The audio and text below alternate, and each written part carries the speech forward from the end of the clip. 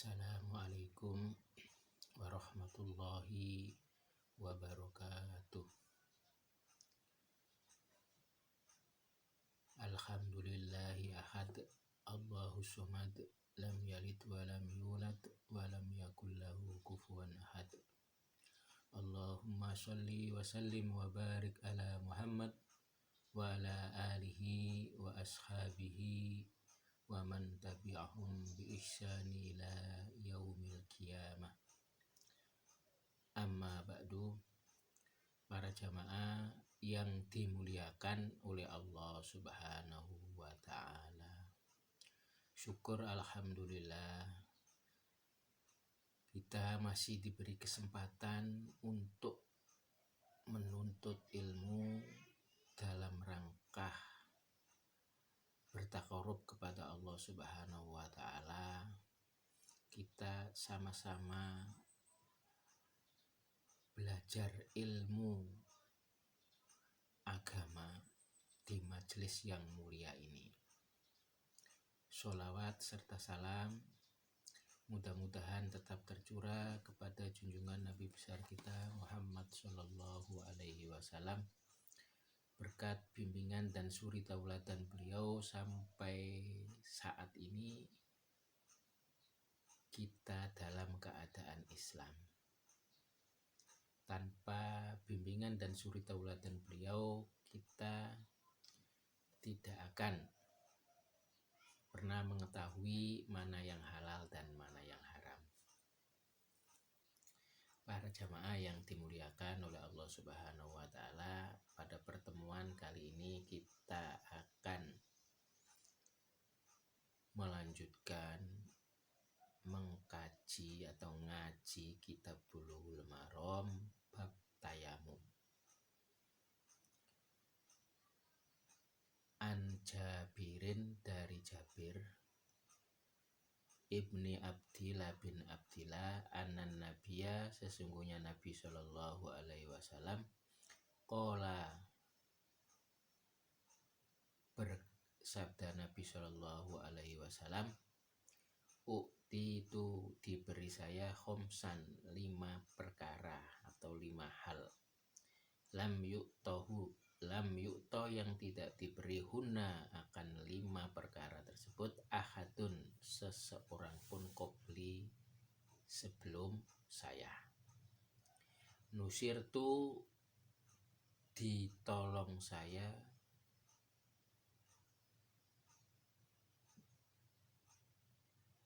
birru'bi dengan rasa ketakutan musuh,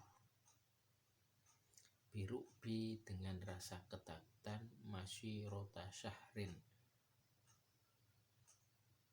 perjalanan 1 bulan, wajuilat dan dijadikan li kepadaku al-ardu bumi masjidan akan masjid, wa tahuron dan suci.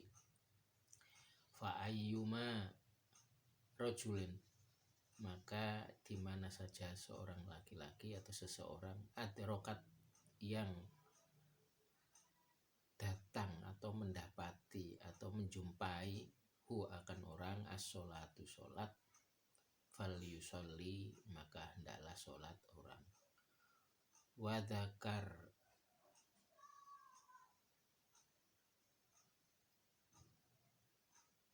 Wadakaru dan menyebutkan al-hadis, hadis.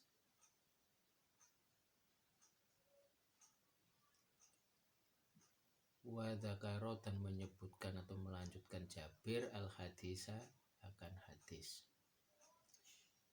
Hadis ini sebagai dasar bolehnya tayamum, tapi ya tentu ada syarat-syaratnya.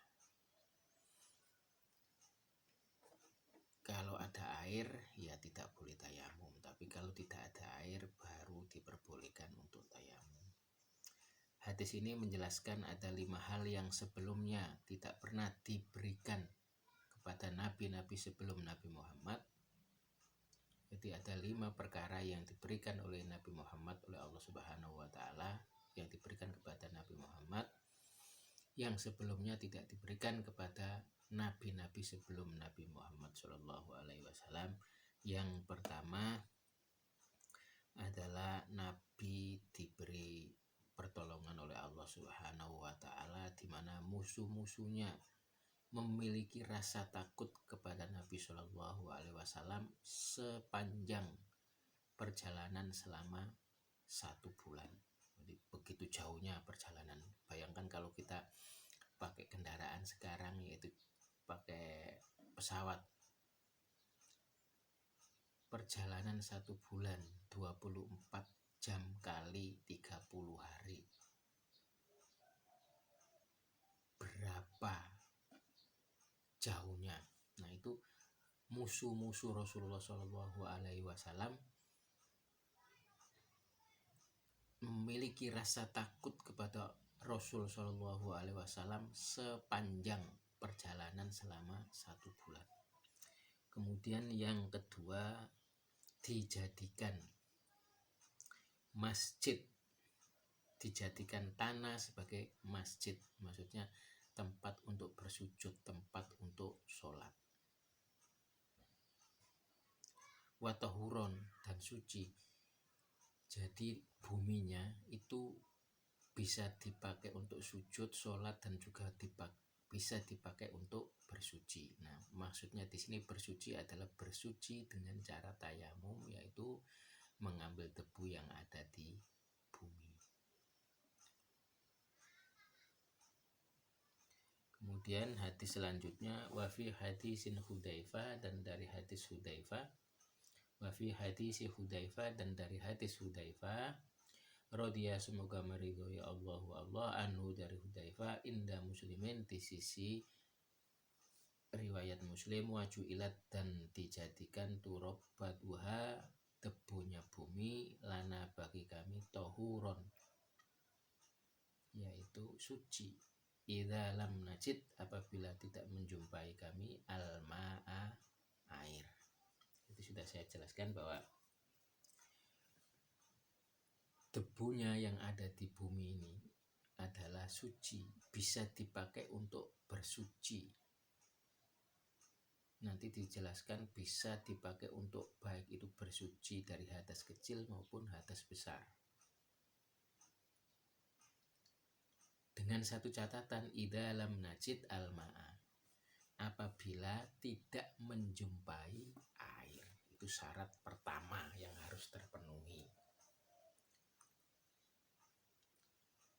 Jadi dari hadis ini bisa diambil kesimpulan bahwa kita bisa bersuci sebagai pengganti wudhu maupun sebagai pengganti mandi janabat dengan debu yang ada di bumi, debu yang ada di al-ardi, bumi yang ada di tanah. Pokoknya debunya debunya dianggap suci dan bisa dipakai untuk bersuci. Wa an aliyin, dan dari Ali, inda Ahmad, di sisi Ahmad, wajuila, dan dijadikan at-turabu, debu, li, bagi saya, tohuron, suci.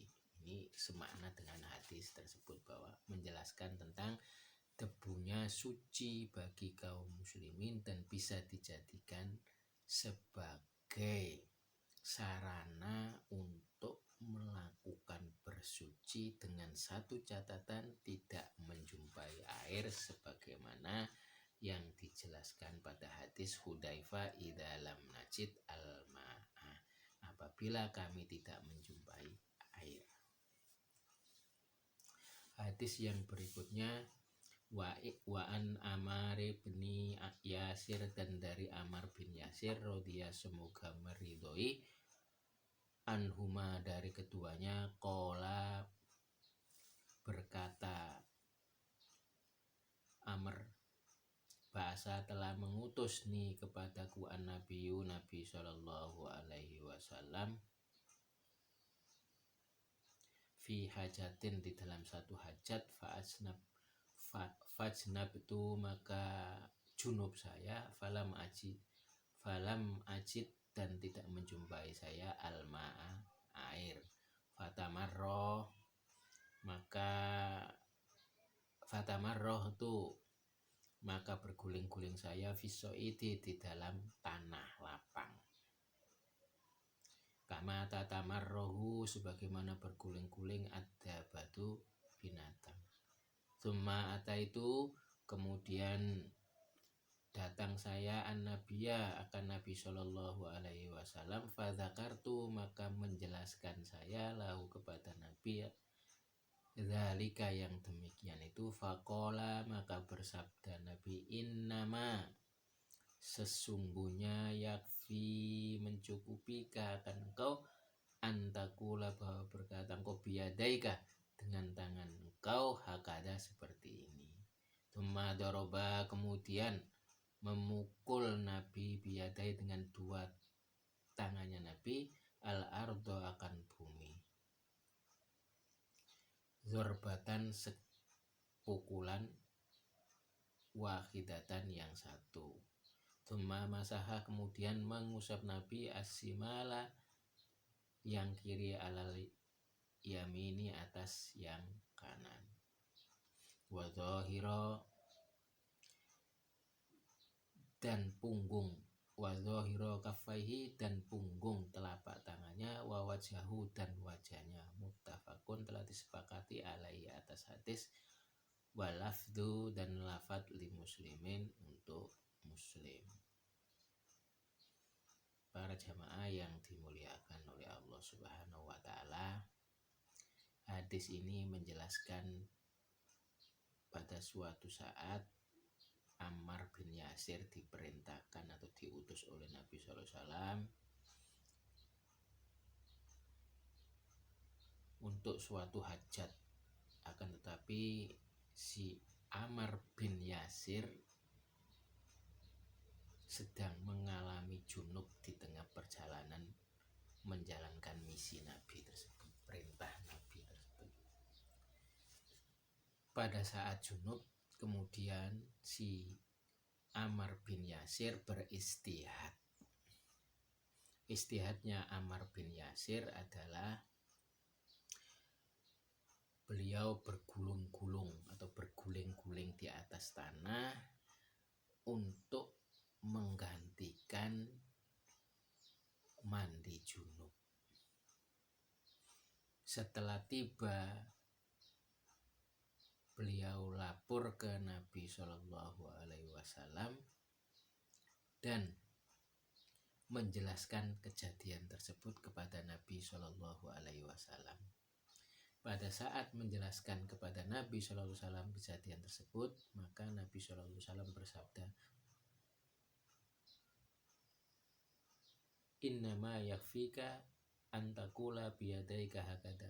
Sebenarnya cukup bagimu melakukan dengan tanganmu seperti ini.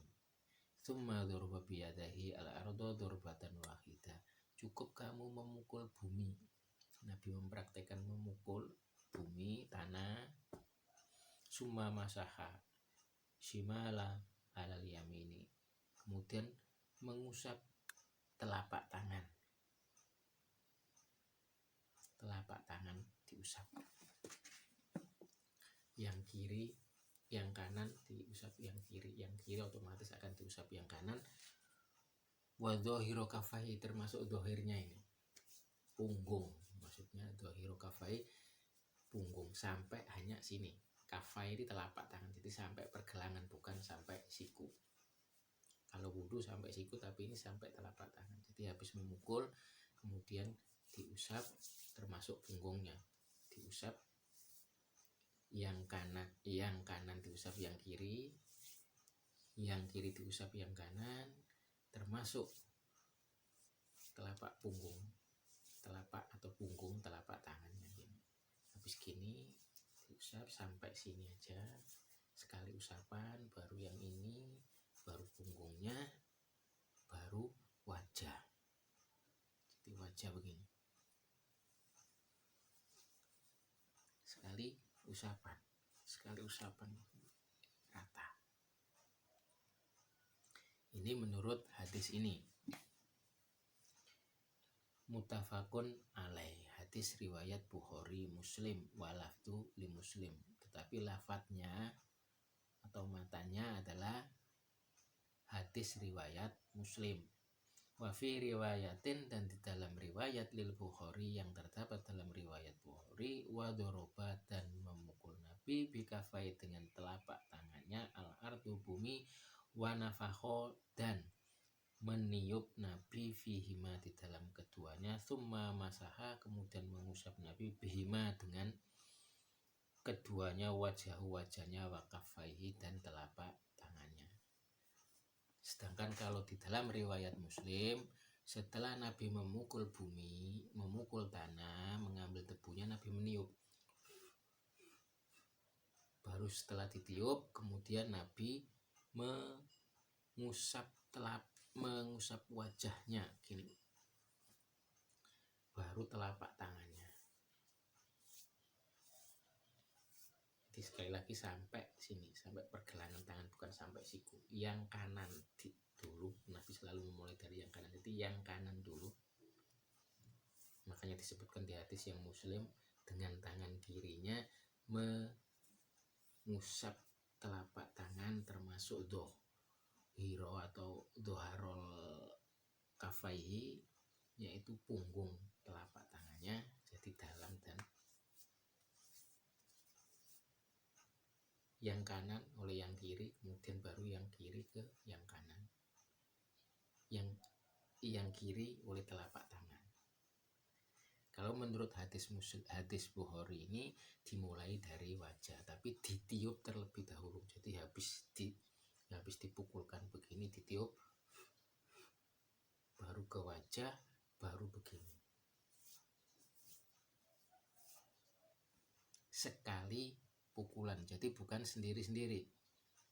Ngambil debu, kemudian muka, ngambil debu, kemudian tangan, telapak tangan, bukan. Tetapi sekali ngambil untuk wajah dan tangan.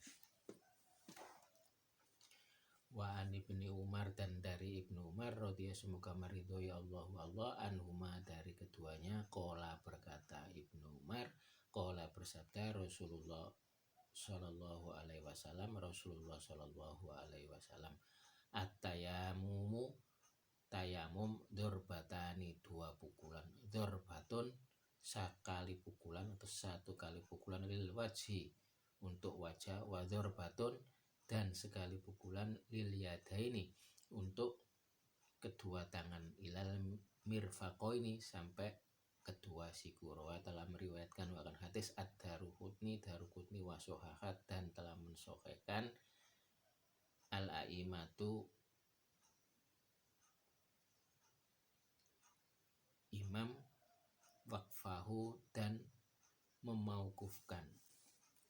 Jadi menurut hadis Ibnu Umar bahwa tayamum itu dua kali pukulan untuk wajah, kemudian sekali lagi untuk telapak tangan.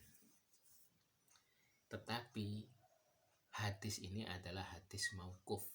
Hadis mauquf itu hadis yang disandarkan pada sahabat. Nah, jika ini menyelisih hadis-hadis yang sahih, maka hadis ini tidak bisa dijadikan hujah. Jadi yang benar adalah sekali pukulan, kemudian ditiup, kemudian mengelap wajah, baru telapak tangan. Hanya sampai sini, bukan sampai sini. Jadi hadisnya ini tidak bisa dijadikan hujah. Yang betul insya Allah adalah satu kali pukulan, kemudian ditiup, kemudian wajah, kemudian telapak tangan, cuma sampai pergelangan. Demikian yang bisa saya sampaikan, mudah-mudahan bermanfaat. Billahi taufiq wal hidayah. Summa salam. Wassalamualaikum warahmatullahi